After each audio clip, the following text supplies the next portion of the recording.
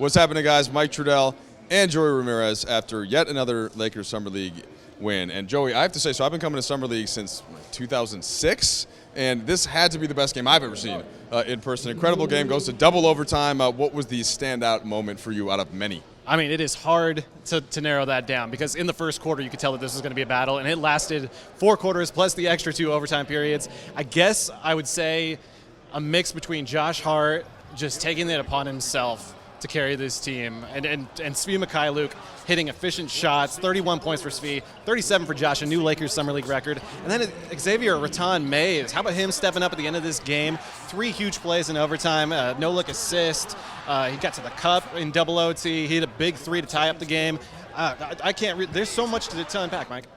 That was like 7, I think, moment. Yeah. But understandably so. If I have to pick one, is to play double OT, Mays somehow gets his way to a loose ball and then somehow finds Ayers underneath for a dunk to give him the lead. Then he goes and gets all the way to the rim himself to score. And they almost didn't hold on to that lead. That's how crazy things kept being. But they did play their typical good defense, and they managed to do it without Alex Caruso, who is back at the team hotel sick, gastroenteritis. They're hoping to have a chance to have him in the championship game. But let me just zero in for 1 second on Josh Hart.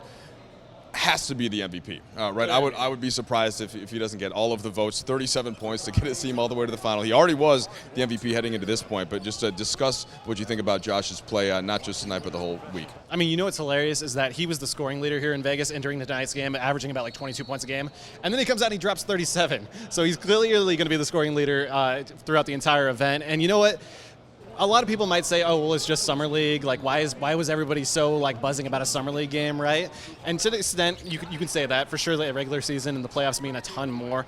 But at the same time, a pickup basketball game can feel like the NBA Finals if the guys on the court are going at it like they went at it tonight. I mean, you could just feel the energy between the Lakers and the Cavaliers. And even Josh said himself that this felt like the NCAA championship game that he played in a couple of years ago. And, man, he stepped up to the moment.